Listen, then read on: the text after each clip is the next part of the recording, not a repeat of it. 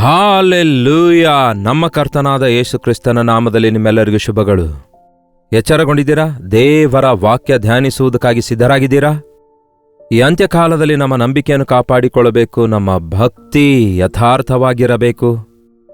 ನಮ್ಮ ಜೀವಿತ ದೇವರಿಗೆ ಮಹಿಮೆ ಪಡಿಸುವಂಥದ್ದಾಗಿರಬೇಕು. ಅದಕ್ಕೋಸ್ಕರ ನಾವು ದೇವರ ವಾಕ್ಯಾನುಸಾರವಾಗಿ ಜೀವಿಸಬೇಕು. ಅದಕ್ಕೆ ವಾಕ್ಯ ಅನುಕೂಲತೆಯಲ್ಲಿಯೂ ಅನಾನುಕೂಲತೆಯಲ್ಲಿಯೂ ಪಾಲಿಸುವಂಥದ್ದು, ಧ್ಯಾನಿಸುವಂಥದ್ದು, ಪ್ರಕಟಿಸುವಂಥದ್ದು ಈ ಅಂತ್ಯ ದಿನಗಳಲ್ಲಿ ಎಷ್ಟೋ ಪ್ರಾಮುಖ್ಯವಾಗಿದೆ.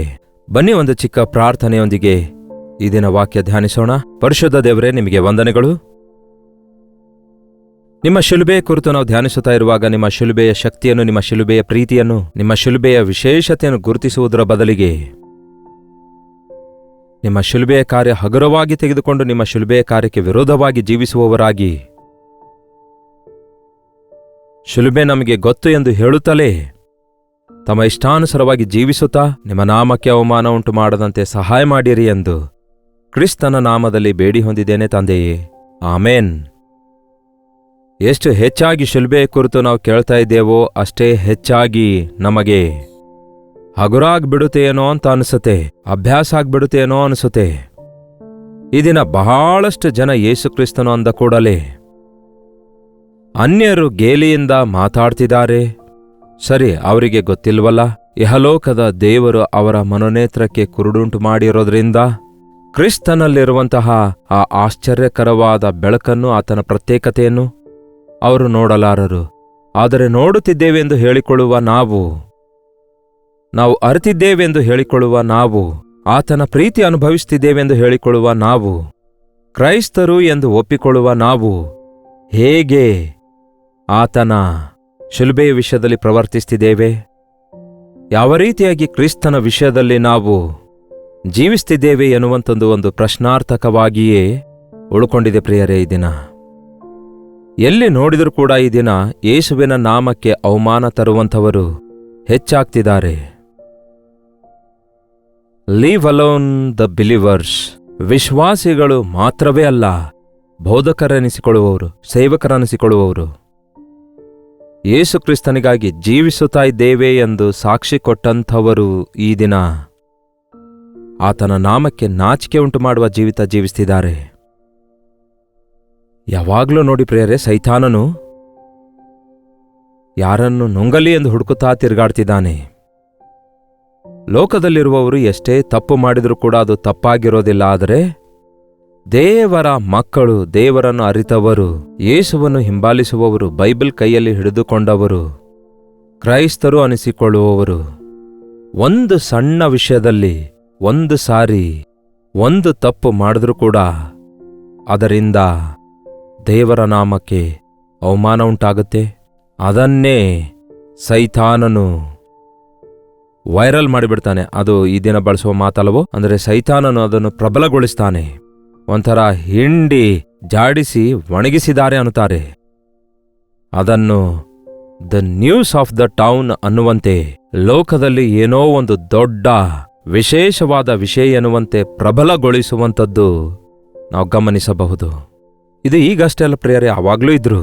ಆದಿಸಭೆಯಲ್ಲಿ ಪೌಲನು ಸೇವೆ ಮಾಡುತ್ತಿರುವಾಗ್ಲೂ ಕೂಡ ಅಂಥವರಿದ್ರು. ಒಮ್ಮೆ ನೋಡೋಣ ಬನ್ನಿ. ಫಿಲಿಪಿಯರಿಗೆ ಬರೆದ ಪತ್ರಿಕೆ 3ನೇ ಅಧ್ಯಾಯ 17ನೇ ವಚನದಲ್ಲಿ ಪೌಲನು ಹೇಳ್ತಾನೆ, ಸಹೋದರರೇ, ನೀವೆಲ್ಲರೂ ನನ್ನನ್ನು ಅನುಸರಿಸುವವರಾಗಿರಿ ಮತ್ತು ನಾವು ನಿಮಗೆ ತೋರಿಸಿದ ಮಾದರಿಯ ಪ್ರಕಾರ ನಡೆದುಕೊಳ್ಳುವವರನ್ನು ಲಕ್ಷ್ಯಕ್ಕೆ ತಂದುಕೊಳ್ಳಿರಿ. ನಾನು ಕ್ರಿಸ್ತನನ್ನು ಹಿಂಬಾಲಿಸಿ ನಡೆದುಕೊಳ್ಳುವ ಪ್ರಕಾರ ನೀವು ನನ್ನನ್ನು ಹಿಂಬಾಲಿಸಿ ನಡೆದುಕೊಳ್ಳಿರಿ ಎಂದು ಪೌಲನು ಆ ಸಭೆಗೆ ಹೇಳುತ್ತಾನೆ. ಕ್ರಿಸ್ತನು ನಮಗೆ ಮಾದರಿ ತೋರಿಸಿ ಹೋಗಿದ್ದಾನೆ. ಆ ಮಾದರಿಯನ್ನು ನಾವು ಮುಂದುವರಿಸುತ್ತಿದ್ದೇವೆ. ಆತನು ಹೆಜ್ಜೆಯ ಜಾಡಿಯನ್ನು ನಮಗೆ ಬಿಟ್ಟು ಹೋಗಿದ್ದಾನೆ. ಆತನ ಹೆಜ್ಜೆಯ ಜಾಡಿಯಲ್ಲಿ ನಾವು ನಡೆಯುತ್ತಿದ್ದೇವೆ. ನೀವು ನಮ್ಮನ್ನು ಹಿಂಬಾಲಿಸಿರಿ ಎಂದು ಎಷ್ಟೋ ಸಾರಿ ಹೇಳುತ್ತಲೇ ಇದ್ದನು. ಯಾಕೆಂದರೆ ಭಯಂಕರವಾದ ನಕಲಿ ವೇಷಧಾರಣೆ, ಸುಳ್ಳುಗಳು ಈ ಅಂತ್ಯ ದಿನಗಳಲ್ಲಿ ಪ್ರಬಲಗೊಳ್ಳುತ್ತವೆ. ಸುಳ್ಳು ಆತ್ಮ, ಸುಳ್ಳು ಬೋಧಕರು, ಸುಳ್ಳು ಪ್ರಬೋಧಕರು, ದುಷ್ಪ್ರಚಾರ ಎನ್ನುವುದು ಸರ್ವಸಾಧಾರಣ ಆಗುತ್ತೆ. ಇಂತಹ ದಿನಮಾನಗಳಲ್ಲಿ ನಾವು ಮೋಸ ಹೋಗದಂತೆ ಜಾಗ್ರತೆಯಿಂದ ಯೇಸುವಿನ ಕಡೆಗೆ ನೋಡಬೇಕು. ಗುರಿಯ ಕಡೆಗೆ ಓಡಬೇಕು. ಇನ್ನೇನು ಹೇಳ್ತಾನೆ ನೋಡಿ 18ನೇ ವಚನದಲ್ಲಿ, ಯಾಕೆಂದರೆ ಅನೇಕರು ಕ್ರಿಸ್ತನ ಶಿಲುಬೆಗೆ ವಿರೋಧಿಗಳಾಗಿ ನಡೆಯುತ್ತಾರೆ. ಏನಂತೆ? ಅನೇಕರು ಕ್ರಿಸ್ತನ ಶಿಲುಬೆಗೆ ಶತ್ರುಗಳಂತೆ ನಡೆದುಕೊಳ್ಳುತ್ತಾರಂತೆ.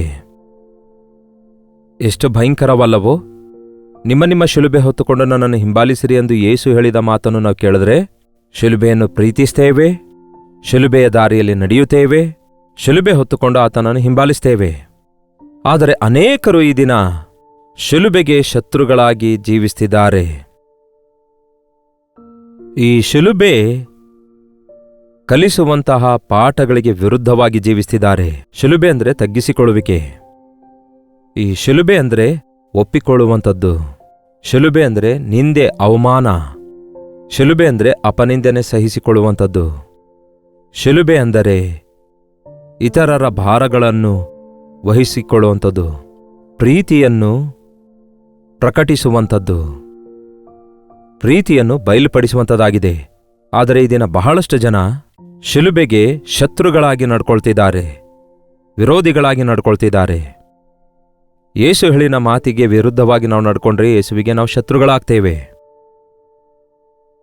ವ್ಯಭಿಚಾರಿಗಳೇ, ಇಹಲೋಕ ಸ್ನೇಹವು ದೇವರೊಂದಿಗಿನ ಶತ್ರುತ್ವವಾಗಿದೆ.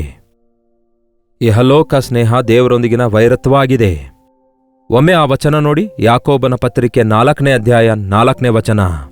ವ್ಯಭಿಚಾರಿಗಳು ನೀವು, ಇಹಲೋಕ ಸ್ನೇಹವು ದೈವ ವೈರವೆಂದು ನಿಮಗೆ ತಿಳಿಯದೋ? ಹಾಗಾಗಿ ಯಾವನೇ ಆಗಲಿ ಲೋಕಕ್ಕೆ ಸ್ನೇಹಿತನಾಗಿರಬೇಕೆಂದಿರುವವನು ತನ್ನನ್ನು ದೇವರಿಗೆ ವಿರೋಧಿಯನ್ನಾಗಿ ಮಾಡಿಕೊಳ್ತಾನೆ. ಇಹಲೋಕ ಸ್ನೇಹವು ದೇವರೊಂದಿಗೆ ವೈರತ್ವವಾಗಿದೆ. ಹಾಗಾಗಿ ಯಾವನಾದರೂ ಈ ಲೋಕದೊಂದಿಗೆ ಸ್ನೇಹ ಮಾಡುತ್ತಾನೋ ಅಂಥವನು ದೇವರಿಗೆ ಶತ್ರುವಾಗುತ್ತಾನೆ. ಈ ಲೋಕವನ್ನು ಹಿಂಬಾಲಿಸುವವನು ಶಿಲುಬೆಗೆ ಶತ್ರುವಾಗುತ್ತಾನೆ, ಕ್ರಿಸ್ತನಿಗೆ ಶತ್ರುವಾಗುತ್ತಾನೆ. ಈ ಲೋಕ ಸೈತಾನನಿಗೆ ಸಂಬಂಧಪಟ್ಟದಾಗಿದೆ.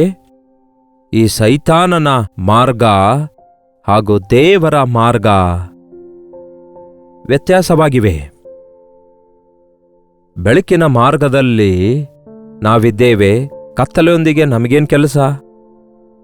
ಇಹಲೋಕದೊಂದಿಗೆ ಸ್ನೇಹ ಮಾಡುವವನು ಕ್ರೈಸ್ತನೆಂದು ಹೇಳಿಕೊಂಡು ಲೋಕವನ್ನಾಗಲಿ ಲೋಕದಲ್ಲಿರುವ ಪಾಪವನ್ನಾಗಲಿ ಪ್ರೀತಿಸುವವನು, ಲೋಕಸ್ಥರೊಂದಿಗೆ ಸೇರಿ ಜೀವಿಸುವವನು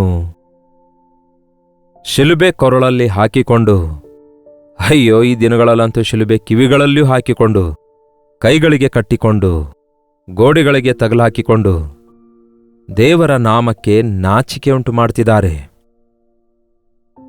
ಮತ್ತೆ ಫಿಲಿಪ್ಪ 3:18 ನೋಡಿ, ಅನೇಕರು ಕ್ರಿಸ್ತನ ಶಿಲುಬೆಗೆ ವಿರೋಧಿಗಳಾಗಿ ನಡೆಯುತ್ತಾರೆ. ಅವರ ವಿಷಯದಲ್ಲಿ ನಿಮಗೆ ಎಷ್ಟೋ ಸಾರಿ ಹೇಳಿದೆನು, ಈಗಲೂ ಅಳುತ್ತಾ ಹೇಳುತ್ತೇನೆ ಅನ್ನುತ್ತಾನೆ. ಈತನಿಗೆ ಯಾಕಬೇಕು ಹೇಳಿ ಅಳೋದು? ಯಾರು ಹೇಗೆ ಬದುಕಿದ್ರೆ ನನಗೇನೋ ಅಂದ್ಕೊಳ್ಬಹುದು, ಆದರೆ ಅಳ್ತಾ ಇದ್ದಾನೆ ನೋಡಿ. ಆದರೆ ದೇವರ ನಾಮಕ್ಕೆ ಅವಮಾನ ಉಂಟಾಗುವಾಗ ದೇವರ ಸೇವಕರಿಗೆ, ನಿಜವಾದ ದೈವ ಸೇವಕರೇ ಅದು ಬಾಧೆಯಾಗಿರುತ್ತೆ.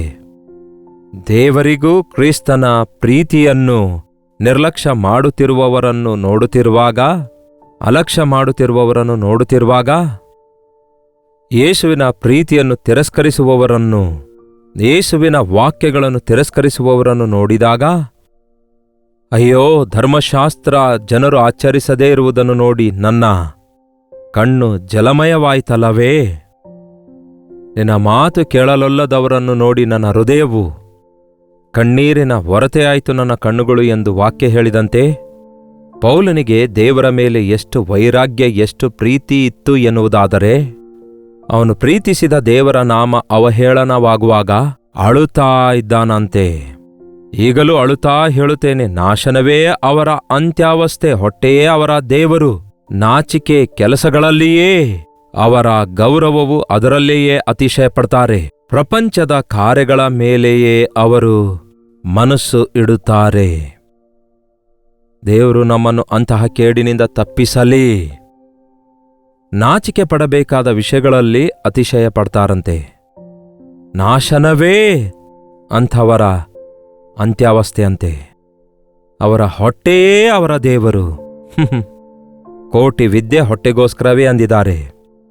ಈ ದಿನ ಕ್ರಿಸ್ತನ ನಾಮ ಅಡ್ಡ ಇಟ್ಕೊಂಡು ದುಡ್ಡು ಸಂಪಾದಿಸುವುದೇ ಧ್ಯೇಯಾಗಿಟ್ಕೊಂಡು, ಹೆಸರು ಸಂಪಾದಿಸುವುದೇ ಉದ್ದೇಶವಾಗಿಟ್ಕೊಂಡು ಬಡಾಯಿ ಕೊಚ್ಚಿಕೊಳ್ಳುತ್ತಾ ಪ್ರವರ್ತಿಸುವಂಥವರೆಲ್ಲರೂ ನಿಜವಾಗ್ಲೂ ಶಿಲುಬೆಗೆ ಶತ್ರುಗಳಾಗಿ ಜೀವಿಸ್ತಿದ್ದಾರೆ.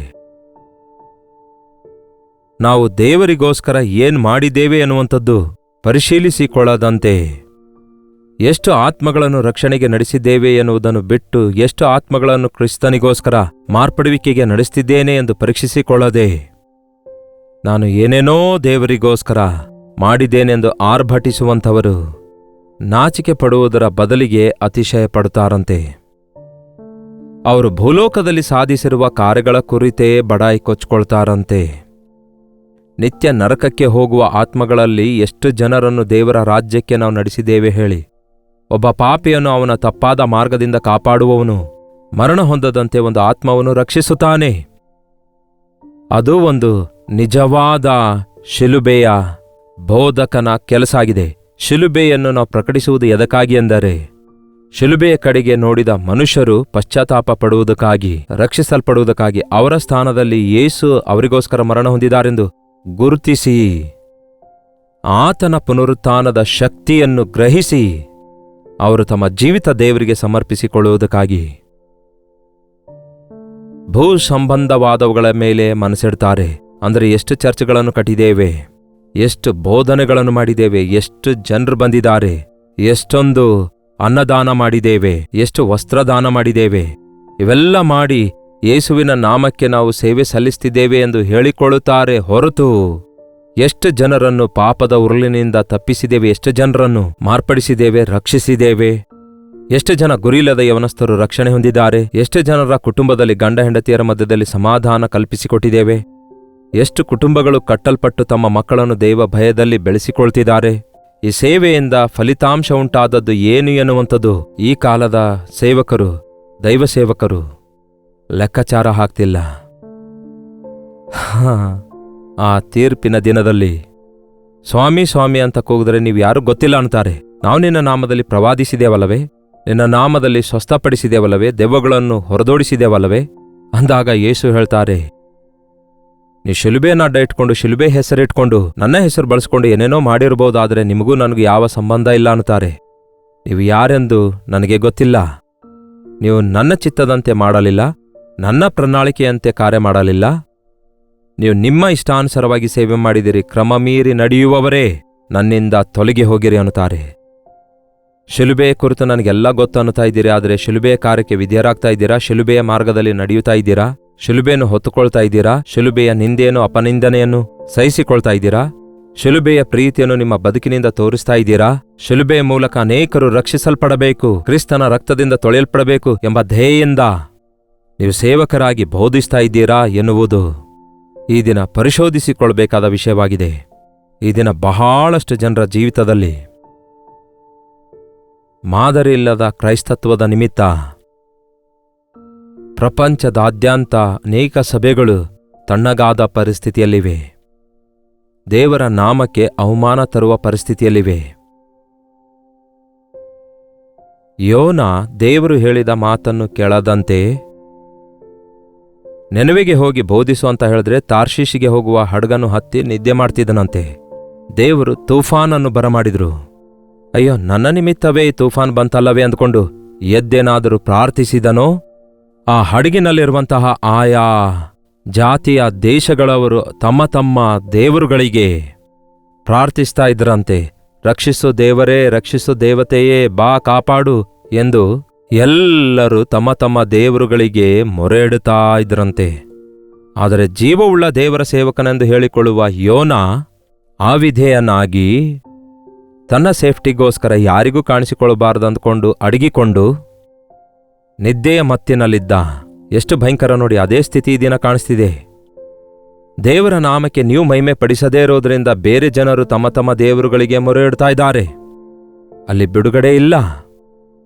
ಅಲ್ಲಿ ಜೀವವುಳ್ಳಂತಹ ದೇವರು ಮಾತ್ರವೇ ಸಮಸ್ತವನ್ನು ಸರಿಪಡಿಸಬಲ್ಲಾತನು ಎಂದು ನೀವು ಸಾರಿ ಹೇಳಬೇಕು, ನಿಮ್ಮ ಬದುಕಿನಿಂದ ತೋರಿಸಿಕೊಡಬೇಕು. ದೇವರು ತಾನು ಹೇಳಿದ ಮಾತನ್ನು ಹೇಳಿದ ಪ್ರಕಾರವೇ ಮಾಡ್ತಾರೆ. ದೇವರು ಹೇಳಿದ ಮಾತನ್ನು ಹೇಳಿದಂತೆ ಮಾಡದವರೆಲ್ಲರೂ ಶಿಲುಬೆಗೆ ಶತ್ರುಗಳಾಗಿ ಮಾರ್ಪಡ್ತಾರೆ. ದೇವರು ಒಂದ್ ಹೇಳಿದ್ರೆ ನೀವು ಇನ್ನೊಂದು ಮಾಡ್ತೀರಿ. ಹಾಗಾಗಿ ನೀವು ದೇವರ ಮಾತು ಕೇಳಲಿಲ್ಲ. ನೀವು ದೇವರ ಶಿಲುಬೆಯ ಪ್ರೀತಿಯನ್ನು ಶಿಲುಬೆಯನ್ನು ತಿರಸ್ಕರಿಸುವವರಾಗಿರ್ತೀರಿ. ಅದಕ್ಕೆ ತೀರದ ನಷ್ಟ ಕಷ್ಟ ತಂದುಕೊಳ್ತೀರಿ. ಅಷ್ಟು ಮಾತ್ರವಲ್ಲ, ದೇವರ ನಾಮಕ್ಕೆ ಅವಮಾನ ತರ್ತೀರಿ ಹಾಗೂ ಅನೇಕರು ನಿತ್ಯ ನರಕಕ್ಕೆ ಹೋಗಲು ಕಾರಣರಾಗ್ತೀರಿ. ಪಶ್ಚಾತ್ತಾಪ ಪಡೋಣ. ಬನ್ನಿ ಪ್ರಾರ್ಥಿಸೋಣ. ಪರಿಶುದ್ಧ ದೇವರೇ, ಪ್ರೀತಿಯುಳ್ಳ ತಂದೆಯೇ, ಒಂದು ಸಾರಿ ನಮ್ಮ ಕಡೆಗೆ ನೋಡಿರಿ. ಯೇಸುವನ್ನು ನಂಬಿದ್ದೇವೆಂದು, ಯೇಸು ಕ್ರಿಸ್ತನಿಗೋಸ್ಕರ ಜೀವಿಸುತ್ತಿದ್ದೇವೆಂದು, ಕ್ರೈಸ್ತರೆಂದು, ಬೋಧಕರೆಂದು, ಸೇವಕರೆಂದು, ಯೇಸುವಿಗೆ ಕಾಣಿಕೆ ಕೊಟ್ಟಿದ್ದೇವೆಂದು, ಚರ್ಚೆಗಳನ್ನು ಕಟ್ಟಿದ್ದೇವೆಂದು, ಹೀಗೆ ಅನೇಕ ಜಂಬ ಕೊಚ್ಚಿಕೊಳ್ತಾ ಇರುವಂತಹ ನಾವು ಶಿಲುಬೆಯ ಪ್ರೀತಿಯಲ್ಲಿಯೇ ಮಾಡುತ್ತಾ ಇದ್ದೇವೋ, ದೈವ ಚಿತ್ತಾನುಸಾರವಾಗಿ ಮಾಡ್ತಿದ್ದೇವೋ ಎಂದು ಪರೀಕ್ಷಿಸಿಕೊಳ್ಳುವುದಕ್ಕೂ, ಹೊಟ್ಟೆಪಾಡಿಗೋಸ್ಕರ ಸೇವೆ ಮಾಡದಂತೆ, ದೇವರನ್ನು ನಂಬದವರಾಗಿ ಲೋಕ ಸಂಬಂಧವಾದವುಗಳಿಗೋಸ್ಕರವೇ ದೇವರಲ್ಲಿ ನಂಬಿಕೆ ಇಡೋದಾದರೆ ಲೋಕದಲ್ಲಿರುವ ಎಲ್ಲರಿಗಿಂತಲೂ ದೌರ್ಭಾಗ್ಯರಾಗಿದ್ದೇವೆಂದು ನೀವು ಹೇಳಿದ್ದೀರಲ್ಲವೇ? ಅಂತಹ ಸ್ಥಿತಿಗೊಳಗಾಗದೆ ಶಿಲುಬೆಯ ನಿಮಿತ್ತ, ಕ್ರಿಸ್ತನ ನಿಮಿತ್ತ ನಿಂದೆ ಅವಮಾನ ಆದಾಗ್ಯೂ ಮನಸ್ಸಾಕ್ಷಿಯನ್ನು ಕಾಪಾಡಿಕೊಳ್ಳಲು, ನಿಮ್ಮ ಮಾರ್ಗದಲ್ಲಿ ನಿಮ್ಮ ಹೆಜ್ಜೆಯ ಜಾಡಿಯಲ್ಲಿ ನಡೆದು ನಿಮ್ಮ ರಾಜ್ಯಕ್ಕೆ ವಾರಸುದಾರರಾಗಲು, ನಿಮ್ಮನ್ನು ಮಹಿಮೆಪಡಿಸಲು ನಮ್ಮಲ್ಲಿ ಪ್ರತಿಯೊಬ್ಬರಿಗೂ ಸಹಾಯ ಮಾಡಿರೆಂದು ಕ್ರಿಸ್ತನ ನಾಮದಲ್ಲಿ ಬೇಡುತ್ತೇನೆ ತಂದೆಯೇ, ಆಮೇನ್. ತಂದೆಯಾದ ದೇವರ ಪ್ರೀತಿಯು, ಮಗನಾಗಿರುವ ಕ್ರಿಸ್ತನ ಕೃಪೆಯು, ಆದರಣೆಕರ್ತನಾದ ಪವಿತ್ರಾತ್ಮನ ಸಹವಾಸವು ಕೂಡಿ ಬಂದಿರುವ ನಮ್ಮೆಲ್ಲರ ಸಂಗಡ ಇಂದಿಗೂ ಸದಾಕಾಲಕ್ಕೂ ನೆಲೆಯಾಗಿರಲಿ. ಆಮೇನ್. ನಿಮ್ಮ ಪ್ರಾರ್ಥನಾ ಮನವಿ 8939731313 ನಂಬರ್ಗೆ ಹಾಗೂ ಇತರ ದೇಶದಿಂದ ವೀಕ್ಷಿಸೋದಾದರೆ ಕೊಡಲ್ಪಟ್ಟ ಇದೇ ನಂಬರಿಗೆ ನಿಮ್ಮ ಮನವಿ ಕಳಿಸಿಕೊಡಿರಿ. ನಿಮಗೋಸ್ಕರ ಪ್ರಾರ್ಥಿಸ್ತಿದ್ದೇವೆ. ನಿಮ್ಮ ಆಧ್ಯಾತ್ಮಿಕ ಜೀವಿತವನ್ನು ಮೇಲಿಂದ ಮೇಲೆ ವಾಕ್ಯದಿಂದ ಸರಿಪಡಿಸಿಕೊಳ್ತಾ ಇರಿ. ಲೋಕಾಸೆಗಳಿಗೆ, ಲೋಕ ಪ್ರೀತಿಗೆ ಅವಕಾಶ ಕೊಡಬೇಡಿ. ಕ್ರಿಸ್ತನ ಪ್ರೀತಿಯನ್ನು ಹಗುರವಾಗಿ ತೆಗೆದುಕೊಳ್ಬೇಡಿ. ಆತನ ಪ್ರೀತಿಯಲ್ಲಿ ನೆಲೆಗೊಂಡು ಫಲಿಸಿರಿ. ಆತನಿಗೆ ಸಾಕ್ಷಿಗಳಾಗಿ ಜೀವಿಸಿರಿ. ಕರ್ತನ ಚಿತ್ತವಿರುವುದಾದರೆ ಮತ್ತೆ ನಾಳೆ ಇದೇ ಅನುದಿನದ ಧ್ಯಾನ ಎಂಬ ಕಾರ್ಯಕ್ರಮದಲ್ಲಿ ಮತ್ತೊಮ್ಮೆ ಭೇಟಿಯಾಗೋಣ. ಅಲ್ಲಿವರೆಗೂ ದೇವರ ಮಹಾಕೃಪೆ ಸದಾಕಾಲ ನಿಮ್ಮೆಲ್ಲರೊಂದಿಗಿರಲಿ. ಹಾಲೆಲೂಯಾ. ನ್ಯೂ ಡೆಲ್ಲಿ ಹಾಗೂ ಡೆಲ್ಲಿಯ ಸುತ್ತಮುತ್ತಲಿರುವಂತಹವರೆಲ್ಲರಿಗೆ ಶುಭವಾರ್ತೆ. ಕರ್ತನ ಚಿತ್ತವಿರೋದಾದರೆ ಈ ಮಾರ್ಚ್ 26ರಂದು ಅದು ಹಾಲಿಡೇ ಆಗಿರೋದ್ರಿಂದ ಒಂದು ವಿಶೇಷವಾದ ಒನ್ ಡೇ ಗೆಟ್ ಟುಗೆದರ್ ಅನ್ನು ನಿಮಗೋಸ್ಕರ ಡೆಲ್ಲಿಯಲ್ಲಿ ಏರ್ಪಡಿಸಿದ್ದೇವೆ. ನೀವು ತೆಲುಗು, ಕನ್ನಡ, ಹಿಂದಿ ಅಥವಾ ಮತ್ತಿತರ ಭಾಷೆಗೆ ಸಂಬಂಧಪಟ್ಟವರಾಗಿದ್ರು ಬನ್ನಿರಿ. ಸೋಷಿಯಲ್ ಮೀಡಿಯಾದ ಮೂಲಕ, ಟೆಲಿವಿಷನ್ ಕಾರ್ಯಕ್ರಮದ ಮೂಲಕ ದೇವರ ವಾಕ್ಯ ಕೇಳುತ್ತಿರುವ ನಿಮ್ಮನ್ನು ಆಧ್ಯಾತ್ಮಿಕವಾಗಿ ಬಲಗೊಳಿಸಬೇಕೆಂದು, ನಿಮಗೋಸ್ಕರ ಪ್ರಾರ್ಥಿಸಬೇಕೆಂದು, ಮುಖಾಮುಖಿಯಾಗಿ ನಿಮ್ಮೆಲ್ಲರನ್ನು ನೋಡಿ ನಿಮ್ಮೆಲ್ಲರಿಗೋಸ್ಕರ ವಿಶೇಷವಾಗಿ ಪ್ರಾರ್ಥಿಸಬೇಕೆಂದು, ಪರೀಕ್ಷೆ ಬರೆಯುವವರಿಗೋಸ್ಕರ ಪ್ರಾರ್ಥಿಸಬೇಕೆಂದು ಡೆಲ್ಲಿಗೆ ಬರ್ತಿದ್ದೇವೆ. ಮಾರ್ಚ್ 26ರಂದು ಮಧ್ಯಾಹ್ನ 2ರಿಂದ 5 ಗಂಟೆವರೆಗೂ ಮತ್ತು ಸಂಜೆ 6ರಿಂದ ರಾತ್ರಿ 9 ಗಂಟೆವರೆಗೂ 2 ಸೆಷನ್ಗಳನ್ನು ಈ ಒನ್ ಡೇ ಗೆಟ್ ಟುಗೆದರ್ನಲ್ಲಿ ನಡೆಸಲಾಗುತ್ತೆ. YWCA Constantia hall, gate number 1, Gurudwara Bangla Sahib, Ashok road, new Delhi. ಇನ್ನೂ ನಿಮಗೆ ಹೆಚ್ಚಿನ ವಿವರಗಳು ಬೇಕಾದರೆ ಕೊಡಲ್ಪಟ್ಟ QR ಕೋಡ್ ಅನ್ನು ಸ್ಕ್ಯಾನ್ ಮಾಡಿಕೊಳ್ಳಿರಿ. ಇಲ್ಲವಾದರೆ 8939393939 ನಂಬರಿಗೆ ಕರೆ ಮಾಡಿರಿ ಅಥವಾ ವಾಟ್ಸಪ್ ಕಳಿಸಿರಿ. ನೀವೆಲ್ಲರೂ ತಪ್ಪದೇ ಬರ್ತೀರಿ ಎಂದು ಕರ್ತನ ಸನ್ನಿಧಿಯಲ್ಲಿ ನಿಮ್ಮೆಲ್ಲರೊಂದಿಗೆ ದೇವರ ವಾಕ್ಯ ಧ್ಯಾನಿಸಿ ಆತನನ್ನು ಹಾಡಿ ಸ್ತುತಿಸಲು, ಮತ್ತಷ್ಟು ಮುಖ್ಯವಾಗಿ ಮುಖಾಮುಖಿಯಾಗಿ ನಿಮ್ಮೆಲ್ಲರನ್ನು ನೋಡಿ ಪ್ರಾರ್ಥಿಸಲು ಆಶಿಸುತ್ತಿದ್ದೇನೆ. ಬನ್ನಿರಿ, ದೇವರ ಸನ್ನಿಧಿಯಲ್ಲಿ ದೇವರ ಬಿಡುಗಡೆಯನ್ನು ಅನುಭವಿಸೋಣ.